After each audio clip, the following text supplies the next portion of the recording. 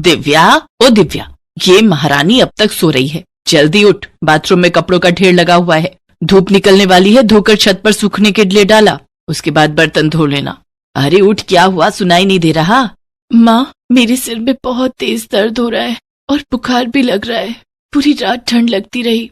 ये नाटक ना मेरे सामने मत करना, मुझे सब पता है। तू कपड़े धोने की डर से ये बहाना कर रही है। चुपचाप उठकर 2 मिनट में अगर तू बाथरूम में कपड़े धोने नहीं गई तो तेरी बहुत ठुकाई लगेगी। माँ, मैं कितनी देर से कंघी लेकर घूम रही हूँ। मेरी चुटिया बना दो, मुझे स्कूल जाने के लिए देर हो रही है।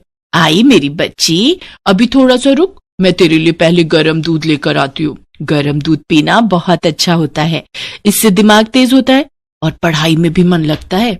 दिव्या और शालू इन दोनों बच्चियों में इसलिए भेदभाव क्योंकि दिव्या ममता की सौतेली बेटी है और शालू ममता की अपनी बेटी है। लगभग 1 साल पहले राजवीर ममता से शादी करके आया था।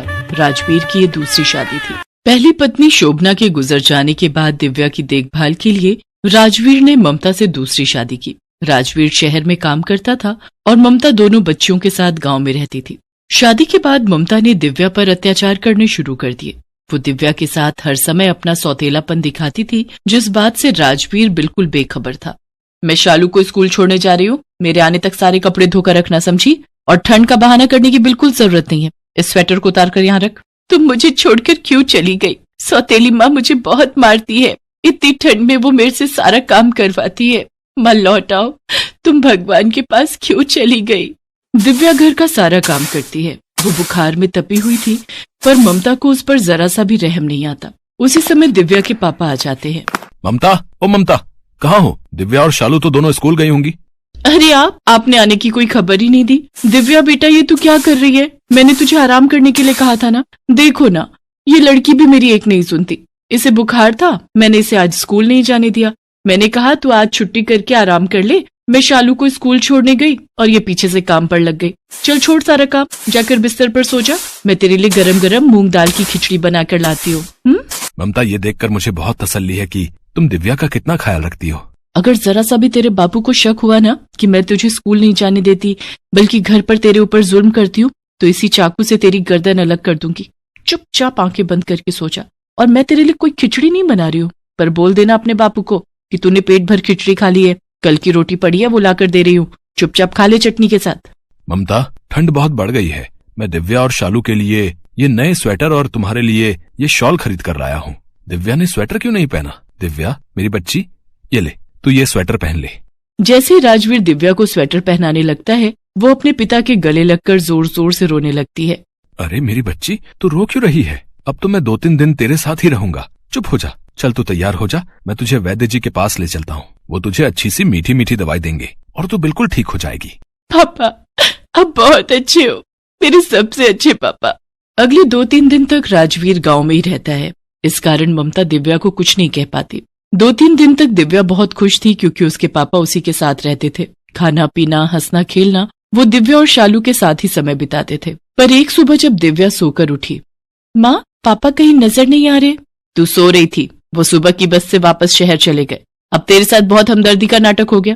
जाकर घर का सारा काम खत्म करके, इतने दिन के मैले कपड़े रखे हुए सब धुल जाने चाहिए। और ये नए स्वेटर मुझे दे, शालू पहनेगी ये नए स्वेटर। माँ, ये स्वेटर मेरे है, मैं इसे नहीं दूंगी। ये स्वेटर पापा मेरे लिए लाए हैं।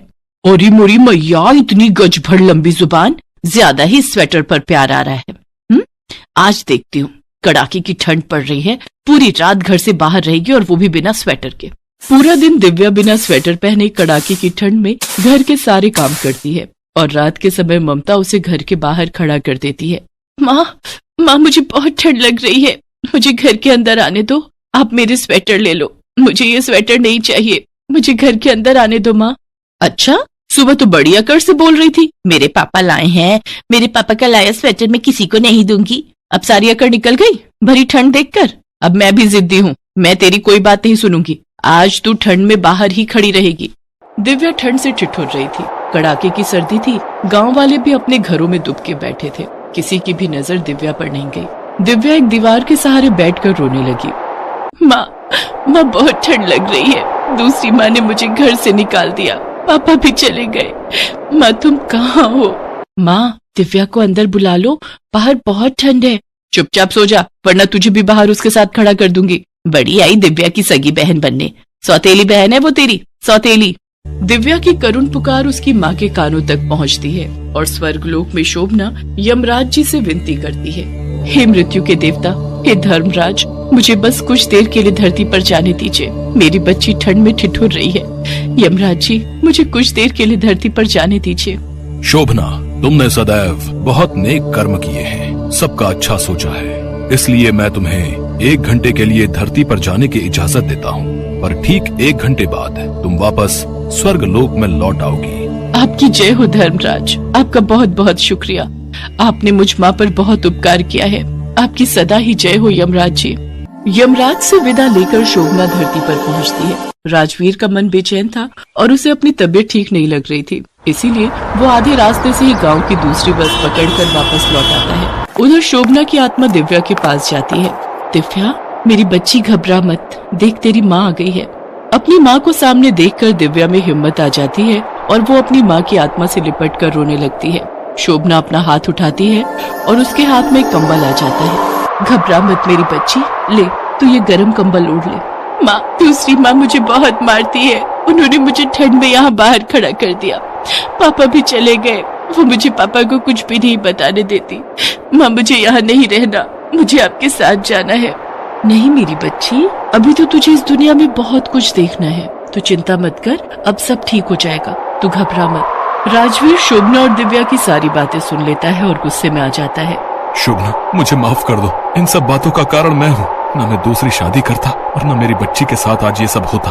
मैं ममता को जिंदा नहीं छोड़ूंगा। आज एक माँ की ममता जीत गई और एक पिता का प्यार हार गया। आज तुम्हारी आत्मा अपनी बच्ची को बचाने के लिए आई है और मैं अपनी बच्ची के दर्द को नहीं समझ पाया। धिक्कार है मेरे पिता होने पर। आप तो चले गए थे ना, अब आप कैसे लौट आए? शायद मेरी बच्ची के आंसुओं की आवाज ने मुझे वापस बुला लिया। मैं तुम्हें इस घर में एक पल भी नहीं रहने दूंगा। मैं सब गांव वालों के सामने तुम्हें इस घर से और अपनी जिंदगी से निकाल रहा हूँ। ऐसा न कहो, मुझे माफ कर दो, मुझसे गलती हो गई, मुझे माफ कर दो। राजवीर ममता की एक नहीं सुनता, उसने काम ही ऐसा किया था। अगर ठंड के कहर से बिन माँ की बच्ची दिव्या को कुछ हो जाता तो कौन जिम्मेदार होता। यही सब सोचकर राजवीर ममता को घर से निकाल देता है। अब मुझे जाना होगा, मेरे पास सिर्फ इतना ही समय था। अपना और दिव्या का ख्याल रखना। मेरा आशीर्वाद मेरी बच्ची दिव्या के साथ हमेशा रहेगा। इतना कहकर शोभना की आत्मा वहां से गायब हो जाती है। उस दिन से राजवीर अपनी बेटी के लिए माँ भी था और पिता भी। दिव्या भी अपने पिता का प्यार पाकर बहुत खुश थी। राजवीर दिव्या को अपने साथ शहर ले जाता है और वहाँ एक स्कूल में पढ़ने के लिए डाल देता है। राजवीर शालू के प्रति भी अपनी जिम्मेदारी निभाता है। वो हर महीने ममता को शालू की परवरिश के लिए खर्चे के पैसे भेज दिया करता था, पर ममता को उसने पत्नी का दर्जा कभी नहीं दिया और न ही कभी माफ किया। एक समय की बात है, चित्रपुर राज्य में एक राजा अपनी रानी और पुत्री माला के साथ राज्य करता था। उसके राज्य में प्रजा बहुत सुखी थी। राजा और रानी खुशी खुशी जीवन व्यतीत कर रहे थे, पर अचानक रानी बीमार पड़ी और ज्यादातर अपने कक्ष में ही रहने लगी। रानी के कक्ष की छत पर चिड़िया का एक घोंसला था। अक्सर रानी चिड़िया के परिवार को देखती रहती थी। चिड़िया के एक छोटा बच्चा भी था। एक बार चिड़िया बीमार पड़ी और मर गई। चिड़िया के मरते ही चिड़े ने दूसरी चिड़िया को अपने घोंसले में जगह दे दी और अपने बच्चे को वहाँ से धक्का दे दिया। ये सब होते देख रानी का मन बहुत दुखी हुआ और वो सोच में पड़ गई, कहीं मेरे मर जाने के पश्चात राजा दूसरी शादी तो नहीं कर लेंगे और दूसरी माँ के आते ही मेरी माला को महल से तो नहीं। मुझे इस बारे में राजा से बात करनी ही होगी। सुनिए, मुझे वादा कीजिए कि आप मेरी मृत्यु के पश्चात दूसरा विवाह नहीं करेंगे। मेरे मरने के पश्चात आप माला के लिए सौतेली माँ नहीं लाएंगे। आप माला का पूरा ध्यान रखेंगे। महारानी, आपको कुछ नहीं होगा। फिर भी आप मुझे वचन दीजिए। ठीक है महारानी, हम वचन देते हैं, हम दूसरा विवाह नहीं करेंगे। महारानी, आप आंखें खोलिए। वैद्यराज, देखिए महारानी को क्या हुआ, ये कुछ बोल क्यों नहीं रही? महाराज, महारानी स्वर्ग से धार गई है, अब ये कभी नहीं उठेंगी। महारानी, मैं माला को क्या जवाब दूं? वो आपके बिना कैसे रहेगी? पिताजी, माँ कहाँ चली गई? माँ कहीं भी नजर नहीं आ रही। माला बेटी, तुम्हारी माँ वो सामने आसमान में तारा बन गई है। रानी के चले जाने के बाद राजा अपना पूरा समय माला की देखभाल में ही लगाता था। उसने राजकाज संभालना छोड़ दिया था। इस वजह से मंत्री भी बहुत परेशान थे। एक दिन, महाराज, सभी मंत्री यही चाहते हैं कि आप दूसरा विवाह कर लें। प्रजा की भी यही इच्छा है। माला बिटिया को भी माँ का प्यार मिल जाएगा और राजकाज में भी आपको सहायता मिलेगी। मुझे राजकाज के लिए और माला की परवरिश के लिए दूसरा विवाह करना ही होगा। मुझे माफ कर देना महारानी, मैं आपको दिया वचन पूरा नहीं कर सका। पिताजी, ये कौन है? माला बिटिया, ये तुम्हारी नई माँ है। आज से तुम इनको माँ बुलाओगी। आप मेरी नई माँ हो? मेरी नई माँ आ गई। मैं आपको देखकर बहुत खुश हूँ माँ। अब माला को माँ का प्यार मिल जाएगा, शायद उसकी उदासी दूर हो जाए और अब वो खुश रहे। राजा ने जैसा सोचा सब कुछ उसके विपरीत ही हुआ। माला की सौतेली माँ उमा ने अपना असली रूप दिखाना शुरू कर दिया। आज से ये राजमहल में घूमना फिरना बिल्कुल बंद। आज से मेरे कक्ष की सारी साफ सफाई तुम करोगी, और यदि महाराज के कानों तक ये बात पहुंची तो मुझसे बुरा कोई नहीं होगा। दासियों, आज से इसे भी अपने साथ कामकाज में लगाओ और इस पर बिल्कुल भी तरस खाने की जरूरत नहीं है, समझी? पर माँ, मैंने तो कभी इतना काम नहीं किया। आप मेरे साथ ऐसा बर्ताव क्यों कर रही हो माँ? मैं इसलिए तेरे साथ ऐसा बर्ताव कर रही हूँ क्योंकि तू सौतेली है, समझी? धीरे धीरे दिन बीतने लगे। उमा माला पर बहुत अत्याचार करती थी। कुछ समय पश्चात उमा ने एक बेटी को जन्म दिया, पर उसकी बेटी को जन्म के थोड़े समय बाद चेचक निकल आई और उसके चेहरे पर चेचक के निशान रह गए, जिसकी वजह से उमा माला से और नफरत करने लगी। माँ, तुम मुझे छोड़कर क्यों चली गई? नहीं माँ, मुझे बहुत तंग करती है माँ। वो मुझे भूखा रखकर सारा दिन काम करवाती है। मैं पिताजी को भी कुछ नहीं कह सकती, नहीं तो नई माँ मुझे बहुत मारेगी और मुझे इस महल से बाहर निकाल देगी। ये रोशनी कैसी है? माँ, तुम आ गई? मैंने तुम्हें बहुत याद किया माँ। तुम्हें भूख लगी है ना? कुछ खाओगी?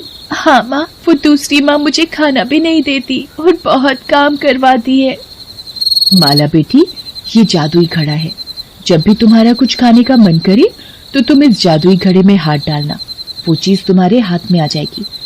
पर ये बात तुम अपने पिताजी को या किसी को भी नहीं बताना। माला को जादुई घड़ा देकर उसकी माँ की आत्मा अदृश्य हो जाती है। माला अब उस जादुई घड़े में से अपने खाने के लिए पसंद की चीज ले लिया करती थी। माला अब बहुत खुश रहने लगी थी। ये देखकर उमा चौंक जाती है। ये माला दिन पर दिन इतनी मोटी कैसे होती जा रही है? इसे तो कमजोर होना चाहिए था। मैं तो इसको कुछ खाने के लिए नहीं देती हूँ, सारा दिन भूखा रखती हूँ और काम भी बहुत करवाती हूँ, पर ये कमजोर नहीं हुई और न ही मेरे से खाना मांगती है।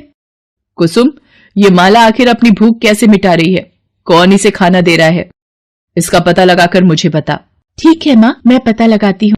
जादुई घड़े, मुझे आज पूरी पकवान खाने का बहुत मन है, जल्दी से दे दो। अरे ये क्या, खाने की इतनी सारी चीजें, वो भी इस घड़े में से। मैं ये बात माँ को बताती हूँ। माँ, माला दीदी के पास एक घड़ा है जिसमें से वो कुछ भी खाने का मांग लेती है। अच्छा, तभी मैं सोचूं ये जादूगरनी कैसे इतनी मोटी होती जा रही है। अब बताती हूँ इसे। उमा माला से घड़ा छीनकर तोड़ देती है। बेचारी माला फिर से उदास हो जाती है। धीरे धीरे समय बीतने लगा। माला और कुसुम बड़ी हो गई थी। राजा को माला के विवाह की चिंता होने लगी। राजा ने सभी राज्यों में माला के लिए अच्छा वर ढूंढना शुरू कर दिया। एक दिन, महारानी उमा, माला के लिए एक बहुत ही सुंदर वर मिल गया है, जो कि एक बहुत बड़े राज्य का राजकुमार है। ये तो बहुत अच्छी बात है। माला की शादी की सारी तैयारियां मैं खुद करूंगी। मैं इसकी शादी किसी कीमत पर नहीं होने दूंगी। मुझे तांत्रिक बाबा से मिलना ही होगा। तांत्रिक बाबा, मुझे कुछ भी करके माला का विवाह रोकना है। महारानी, आप किसी भी तरह ये कील माला के सिर में घोंप देना, आपका काम हो जाएगा। उमा तांत्रिक का दिया कील लेकर वापस महल आ गई और विवाह के दिन, अरे माला बेटी, आओ आज मैं तुम्हें अपने हाथों से सजाऊंगी। आखिर मैं भी तो माँ होने का फर्ज निभाऊं। लाओ, मैं तुम्हारी बालों में कंघी कर देती हूँ। माँ कितना बदल गई हैं। जल्दी से ये कील इसके सिर में घोंप देती हूँ। आह, माँ मेरे सिर में कुछ चुभा। माला ने एक चिड़िया का रूप ले लिया। ये देख उमा जोर जोर से हंसने लगी। अब बन दुल्हन, बड़ी आई मेरी बेटी की जगह लेने वाली। अब तू उम्र भर चिड़िया बनकर यही महलों में मंडराती रहना। अब तेरी जगह मेरी बेटी दुल्हन बनेगी। उमा ने माला की जगह कुसुम को दुल्हन का जोड़ा पहना दिया और चेहरे को घूंघट से ढक दिया। किसी को भी कुछ पता नहीं चला और माला की जगह कुसुम का विवाह राजकुमार से हो गया। विवाह के पश्चात जैसे ही राजकुमार अपने कमरे में गया, घूंघट उठाते ही वो चौंक गया और बोला, तुम कैसे? तुम माला नहीं हो, तुम तो उसकी छोटी बहन कुसुम हो। माला कहाँ है? तुम दुल्हन के रूप में क्या कर रही हो? मेरी शादी तो माला से हुई है। माला किसी के साथ भाग गई है। अपने परिवार की इज्जत बचाने के लिए ही मैंने आपसे विवाह किया। मेरे पास और कोई रास्ता नहीं था। अब जो बिन गया सो मोती। अब ये तुम्हारी पत्नी है, इसे स्वीकार करना ही तुम्हारा धर्म है पुत्र। दूसरी तरफ राजा माला के लिए उदास रहने लगा। उमा, हमारी माला ऐसी नहीं थी कि किसी के साथ भाग जाए। महाराज, मुझे तो विवाह के दिन पता चला, इसलिए ही मैंने कुसुम को इस विवाह के लिए तैयार किया। एक दिन महल के बगीचे में टहलते हुए राजा को वो चिड़िया दिखाई देती है। महल के बगीचे में ये इतनी सुंदर चिड़िया, पर ये तो कोई गीत गुनगुना रही है। हो जाती मैं पिता पराई, मिलना था ससुराल पिया, सिर पर उस दिन वार किया, बना दिया मुझको चिड़िया। ये कौन सा गीत गा रही है, ये समझ नहीं आ रहा। राजा रोजाना चिड़िया को देखता और उसको पकड़ने की कोशिश करता, पर चिड़िया उड़ जाती थी और गीत गाने लगती थी। कुछ दिन बाद, इस चिड़िया को पकड़ना मुश्किल है, कोई तरकीब लगानी होगी। इस डाली पर चिपचिपा गोंद लगा देता हूँ। हाँ, ये ठीक रहेगा। अरे मैं उड़ क्यों नहीं पा रही हूँ? मेरे पंख चिपक गए हैं। अब समझूंगा आखिर तुम कौन सा गीत गाती हो। पर चिड़िया रानी, तुम तो बहुत गंदी हो रही हो। तुम पर तो सारी धूल मिट्टी लगी हुई है और ये गोंद भी तुम्हारे पंखों पर लग गया है। चलो पहले मैं तुम्हें नहला देता हूँ, फिर तुम्हारा गीत सुनूंगा। अरे चिड़िया रानी, ये तुम्हारे सिर पर कील कैसा? तुम्हें इससे कितना दर्द हो रहा होगा। ये कील तुम्हारे सिर में किसने खोप दिया? रुको, घबराओ नहीं, मैं इस कील को अभी निकाल देता हूँ, तुम्हें दर्द में आराम मिलेगा। राजा ने जैसे ही चिड़िया के सिर में से कील निकाला, वो माला के रूप में आ गई। माला, मेरी बेटी, तुम चिड़िया के रूप में? ये सब क्या है बेटी? तुम्हें ये चिड़िया का रूप कैसे मिला?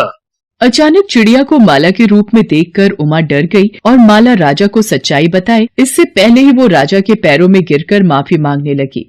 महाराज, मुझे माफ कर दीजिए। मैं माँ की ममता में अंधी हो गई थी। मैंने कुसुम और माला के बीच सगी और सौतेली का फर्क किया। क्या ये सब तुमने किया महारानी उमा? हम तुम्हें इसी वक्त देश निकाला देते हैं। सैनिकों! नहीं महाराज, मुझे माफ कर दीजिए। मुझे देश निकाला मत दीजिए। पिताजी, चाहे माँ कैसी भी है, पर है तो मेरी माँ ही ना। और फिर इन्होंने जो कुछ भी किया मेरी बहन कुसुम के लिए ही किया। पिताजी, माँ को माफ कर दीजिए। देखा तुमने महारानी, मेरी माला कितने बड़े दिल की है। आज भी ये तुम्हारा ही पक्ष ले रही है। माला, मेरी बच्ची, मुझे माफ कर दे। माला सब कुछ भूलकर उमा की सारी गलतियां माफ कर देती है। कुछ समय पश्चात राजा एक उचित वर ढूंढकर माला का विवाह संपन्न कर देता है। नंदिनी अपने माता पिता के साथ रहती थी। नंदिनी 8 साल की थी। उसकी माँ बहुत बीमार हो गई। नंदिनी के पिता ने बहुत से डॉक्टर बदले, पर फिर भी कोई फायदा नहीं हुआ। नंदिनी की माँ को नंदिनी की फिक्र थी। उसे पता था कि वो बच नहीं पाएगी। एक दिन नंदिनी की माँ ने उसके पिता को बुलाया और कहा, सुनो जी, मुझे पता है मैं अब बच नहीं पाऊंगी। मेरे जाने का समय नजदीक है। बस मुझे नंदिनी की चिंता है। वो मेरे बिना कैसे रहेगी? आप मेरे मरने के बाद उसे संभाल लेना। नंदिनी को आप मेरी कमी कभी भी महसूस मत होने देना। आप मुझे वचन दो, आप उसका ध्यान रखोगे ना? ये तुम कैसी बात कर रही हो जानकी? तुम्हें कुछ नहीं होगा, तुम जल्दी ही ठीक हो जाओगी। और नंदिनी का तुम ही ख्याल रखती आई हो और आगे भी तुम ही रखोगी। कुछ दिनों बाद जानकी का स्वर्गवास हो जाता है। नंदिनी और उसके पिता अकेले रह जाते हैं। नंदिनी अक्सर अपने पिता से पूछती है, पिताजी, माँ कहाँ चली गई? माँ की बहुत याद आती है पिताजी। मुझे माँ के हाथ से ही खाना खाना है। नंदिनी मेरी बिटिया, तुम्हारी माँ आसमान का तारा बन गई है। किसी तरह गणेश नंदिनी को खाना खिलाकर सुला देता है। पर गणेश बहुत चिंता में पड़ जाता है कि नंदिनी एक माँ के प्यार के बिना कैसे पलेगी, बड़ी होगी। उसे यही महसूस होता है कि नंदिनी को एक माँ के प्यार की जरूरत है। अगले दिन गणेश की मौसी गांव से आती है। वो गणेश को नंदिनी की खातिर फिर से घर बसाने को कहती है ताकि नंदिनी को एक माँ का प्यार मिल सके। मौसी और रिश्तेदारों के बार बार जोर देने पर गणेश नंदिनी की खातिर दूसरी शादी करने के लिए तैयार हो जाता है। कुछ दिनों बाद गणेश की शादी माला नाम की लड़की से हो जाती है। गणेश नंदिनी को बताता है कि माला उसकी नई माँ है। नंदिनी माला को नई माँ के रूप में देखकर बहुत खुश होती है। माला स्वभाव से बहुत ही चालाक और तेज तर्रार थी। गणेश के सामने तो वो नंदिनी से बहुत प्यार से बात करती थी, मगर जब गणेश काम पर जाता तो माला पीछे से नंदिनी पर बहुत अत्याचार करती थी। नंदिनी माला के व्यवहार से बहुत दुखी होती थी, पर माला के डर से वो अपने पिता को कुछ नहीं बता पाती थी। नंदिनी अपनी माँ की तस्वीर को सीने से लगाकर रोने लगती थी। अब माला की अपनी भी एक बेटी पैदा हो गई थी जिसका नाम पूर्वी था। माला ने नंदिनी पर बिल्कुल ध्यान देना बंद कर दिया था। धीरे धीरे नंदिनी और पूर्वी बड़ी हो गई। नंदिनी बहुत ही सुंदर और समझदार हो गई थी, जबकि पूर्वी बहुत ही लापरवाह और बिगड़ी हुई थी। हर वक्त पार्टियों में घूमना, शॉपिंग करना, यही उसका काम था। पूर्वी भी अपनी माँ माला की तरह ही नंदिनी को तंग किया करती थी। सारा दिन अपना काम करवाना, नंदिनी पर अत्याचार करना, यही सब बचपन से अपनी माँ माला से उसने सीखा था। नंदिनी के प्रति दोनों के इस व्यवहार को देखकर नंदिनी का पिता गणेश बहुत दुखी होता था और यही सोचता था कि काश वो दूसरी शादी ना करता तो नंदिनी को सौतेली माँ का अत्याचार ना सहना पड़ता। एक दिन पूर्वी अपनी माँ से बोली, माँ, मेरी अलमारी में ये कुछ फटे पुराने कपड़े रखे हैं, बेकार की जगह घेर रहे हैं, इन्हें नंदिनी को दे दो। वैसे भी कल मैं मार्केट से शॉपिंग करके आई हूँ तो नए कपड़ों के लिए जगह बन जाएगी। पूर्वी, तुम नंदिनी को अपने फटे पुराने कपड़े दे रही हो, शर्म आनी चाहिए तुम्हें। एक तो मेरी बेटी अपने कपड़े दे रही है, ऊपर से तुम मेरी बेटी को ही सुना रहे हो। चल पूर्वी अपने कमरे में, ये दोनों बाप बेटी तो तुझे नजर लगा देंगे। नंदिनी रोने लगती है। गणेश नंदिनी को चुप होने को कहता है। एक दिन पूर्वी को एक फोन आता है जिसे सुनकर वो खुश हो जाती है। वो अपनी माँ माला से कहती है, माँ, अभी अभी मेरी सहेली सुषमा का फोन आया है। हमारे शहर में एक बड़ी कंपनी अपनी मैगजीन के कवर पेज के लिए बेस्ट मॉडल चुनने के लिए ऑडिशन लेने वाली है। इसके लिए एक स्टेज शो होगा। जो भी मॉडल ड्रेस में सबसे अच्छी दिखेगी वही ये स्टेज शो जीतेगी।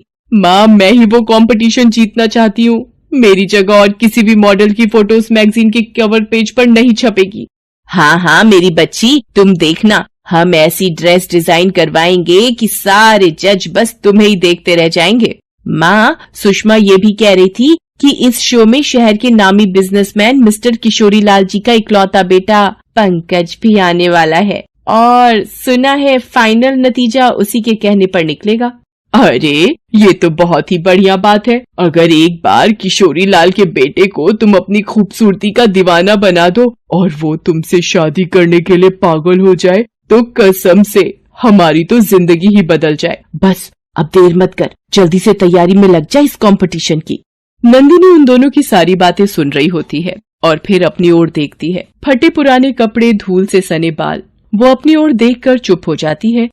गणेश नंदिनी को उदास होता देख उसके पास जाता है और उससे कहता है, नंदिनी मेरी बिटिया, आज तेरी इस हालत का जिम्मेदार मैं हूँ। न मैं दूसरी शादी करता और न ही माला जैसी अत्याचारी सौतेली माँ तुझे मिलती। मैं तो तेरे लिए माँ लाना चाहता था, पर माला से शादी करके मैंने तुझे सौतेली माँ दे दी। मुझे जानकी ने तुम्हारी देखभाल के लिए जिम्मेदारी सौंपी थी, पर मैं जानकी को दिया वचन नहीं निभा पाया। मुझे माफ कर दे बिटिया। नहीं पिताजी, आपको माफी मांगने की जरूरत नहीं है और आप रोइए मत, नहीं तो मेरा मन भी दुखेगा। गणेश उदास मन से वहाँ से चला जाता है। वो उस वक्त कुछ नहीं कर सकता था। कुछ दिनों बाद कंपटीशन की तारीख होती है। शो वाले दिन पूर्वी अपनी माँ के साथ तैयार होने ब्यूटी पार्लर चली जाती है। नंदिनी उदास मन से रोते हुए अपनी माँ को याद करने लगती है। माँ, पिताजी बचपन में समझाया करते थे कि तुम आसमान में तारा बन गई हो। माँ, आज मुझे आपकी बहुत याद आ रही है। आज मैं अपने आप को बहुत अकेला महसूस कर रही हूँ। माँ, तुम कहाँ हो? मेरे पास आ जाओ माँ। रोते रोते नंदिनी की आंखों के आगे चमकीली रोशनी आ जाती है और उस रोशनी में उसे अपनी माँ दिखाई देती है। वो नंदिनी को पुकारती है, क्या हुआ मेरी बच्ची? घबरा मत, मैं तो तेरे पास ही हूँ। आ, मेरे गले से लग जा मेरी बच्ची। माँ तुम क्यों चली गई? मुझे यहाँ अकेले बहुत डर लगता है, मैं क्या करूँ माँ? अब तुझे कोई तंग नहीं करेगा। माँ मैं भी नई माँ को अपनी माँ मानती हूँ, फिर वो हमेशा मुझसे भेदभाव क्यों करती हैं? आज भी प्रतियोगिता के लिए वो पूर्वी को ही तैयार कर रही हैं। तू रो मत नंदिनी मेरी बच्ची, मैं तुझे ऐसी चीज दूंगी जिसे पहनते ही तू किसी परी की तरह सुंदर दिखने लगेगी। ये ले नंदिनी, ये जादुई चप्पल है, इसे पहनते ही तेरी वेशभूषा बिल्कुल बदल जाएगी। पर याद रखना, अपना चेहरा छुपा कर रखना ताकि माला या पूर्वी तुम्हें पहचान न सके।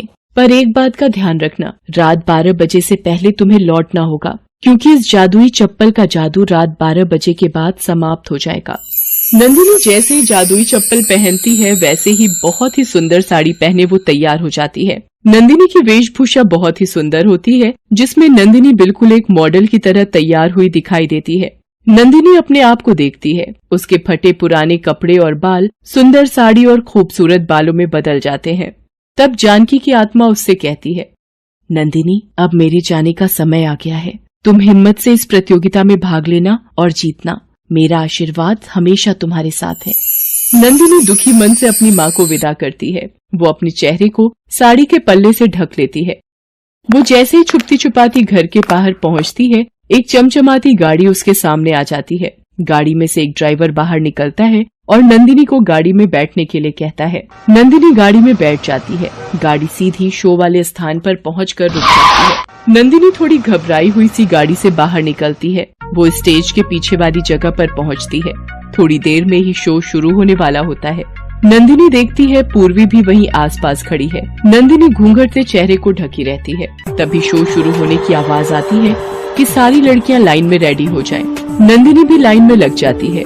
धीरे धीरे सभी लड़कियां एक एक करके स्टेज पर जाने लगती हैं। शो शुरू हो जाता है। पूर्वी भी अपनी ड्रेस को दिखाती हुई स्टेज पर आती है। सभी मॉडल नंदिनी को देख रही होती हैं कि ये घूंघट में कौन है। तभी नंदिनी का नंबर आ जाता है। नंदिनी स्टेज पर जाती है।